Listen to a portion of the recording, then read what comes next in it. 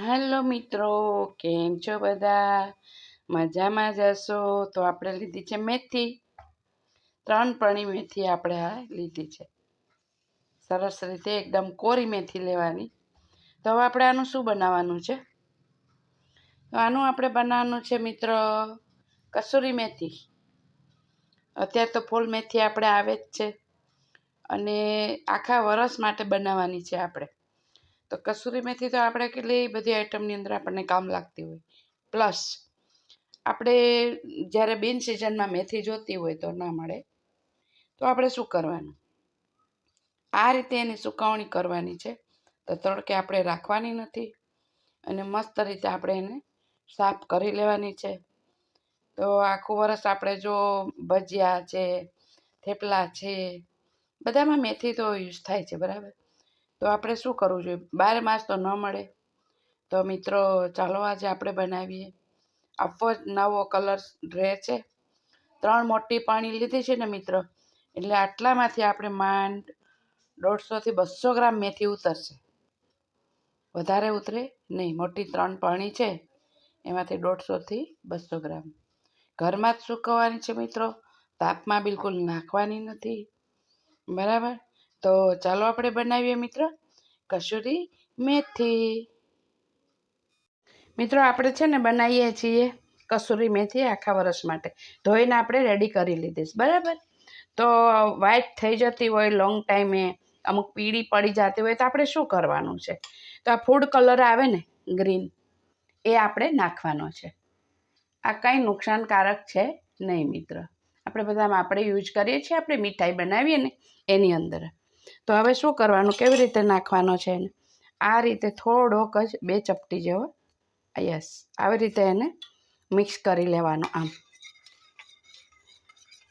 થઈ ગયો સરસ કલર ગ્રીન થઈ ગયો ને. હવે આની અંદર આપણે પાણી તો છે જ અંદર, પછી આવી રીતે એને હલાવી નાખવાનું. આવી રીતે હલાવી નાખવાનું અને પછી એને 5 મિનિટ એમને એમ ખુલ્લું જ મૂકી રાખવાનું. જેવા પાણી થઈ ગયું ને ગ્રીન, એટલે આ રીતના આપણી મેથીમાં લીલી મેથી આવી આખું વરસ રહેશે. સમજાયું? તો આને 5 મિનિટ રાખી અને પછી આપણે કાઢી લઈએ. ઓકે મિત્ર? મિત્રો આપણે 5 મિનિટ થઈ ગઈ અને આપણા જે છે ને મેથીના પાન, એની અંદર આપણે કલર મસ્ત ચડી ગયો છે.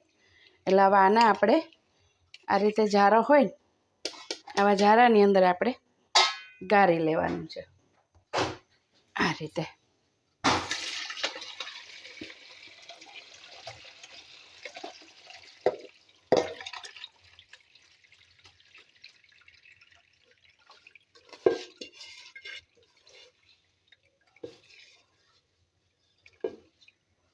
અને એકદમ કોરા ન પડી જાય ને મિત્રો, ત્યાં સુધી આપણે આની અંદર રાખવાના છે.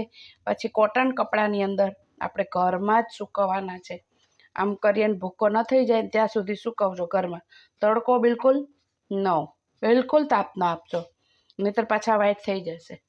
અને જ્યારે આ પલાળશો ને તમે સુકાઈ ગયા પછી, પણ આનો જે કલર છે ને ગ્રીન, એ જશે નહીં અને પાણીમાં પણ બહાર ઉપર નહીં આવે પલાળશો ત્યારે.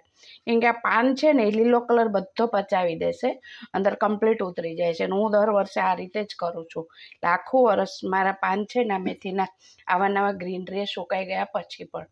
તો આખું વરસ તમને તાજી જ લાગે. ઓકે મિત્રો, આ રીતે બનાવવાના.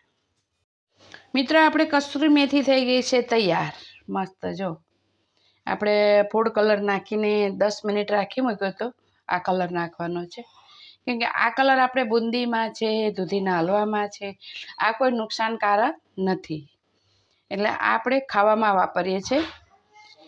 આપણે છે ને આને ગુજરાતી ભાષામાં શું કહે છે, આ બુંદીમાં નાખવાનો અને આમ ફૂડ કલર કહે, આને આમ મીઠો કલર કહે છે. એકદમ આપણે શુદ્ધ ભાષામાં ગુજરાતીમાં મીઠો કલર કહે. એટલે આ કલર ખાવામાં વપરાયા કોઈ નુકસાનકારક નથી. ને આખું વરસ તમારે મિત્રો મેથી આવી ગ્રીન જ રહેશે. અને બીજું કે કલર વગર તમે કરશો ને તો આવી થશે, પછી આવી પીળી પત્તી થઈ જશે. આખું વરસમાં મજા નહીં આવે. એટલે બહારથી તમે લ્યો તો એકદમ લીલી હોય છે, તો શું હોય છે એની અંદર કંઈ ને કંઈ કેમિકલ આવતું જ હશે ને, તો એટલી ગ્રીન રહે નહીં. તો આપણે ઘરે જેવી રીતે ટ્રાય કરી કે આ કલર નાખીને કરીએ તો કેટલી સરસ થાય છે. જો નાના આપણે એ ટાઈટ ડબ્બામાં ભરી દેવાની, પ્લાસ્ટિકનો ડબ્બો લેવાનો, નો સ્ટીલનો અથવા કાચની બરણીમાં. ફ્રીજમાં રાખવાની જરૂર નથી, બહાર એવી રેવી રહેશે. તમારે ભજીયા કરવા હોય કે કઢી કરવી હોય કે થેપલા કરવા હોય, કેમ કે ઉનાળામાં તમને આ મેથી મળશે નહીં, તો આટલી તમે પલાળી દો 10 મિનિટમાં, એટલે એકદમ મેથીના પાન જેવા પાન થશે, આવી લીલી જ રહેશે અને બિલકુલ તમે પલાળશો એટલે આ કલર એની અંદર છૂટશે નહીં, એ પાનમાં કમ્પ્લીટ મસ્ત બેસી ગયો છે. એટલે આ બહુ સરસ આઈડિયા છે મિત્રો કસૂરી મેથી બનાવવાના.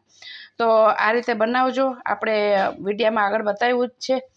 તો આ 3 પાણી હતી ને ત્યારે આટલી મેથી થઈ, એટલે સુકાઈ જાય પછી થોડી થઈ જાય, એટલે આખા વર્ષમાં તમારે કેટલી ક્વોન્ટિટી તમારે જોતી હોય એ રીતે તમારે બનાવી લેવાની. મારે તો આની અંદર 95% વરસ નીકળી જાય છે, કે આપણે બહુ યુઝ થવાની ના હોય, બરાબર. તમારે યુઝ ઉપર તમે કરી શકો. તો મિત્રો ગમ્યું હોય તો લાઇક, શેર અને સબસ્ક્રાઈબ જરૂર કરજો, અને સર્વ મિત્રોને મારા જય શ્રી કૃષ્ણ.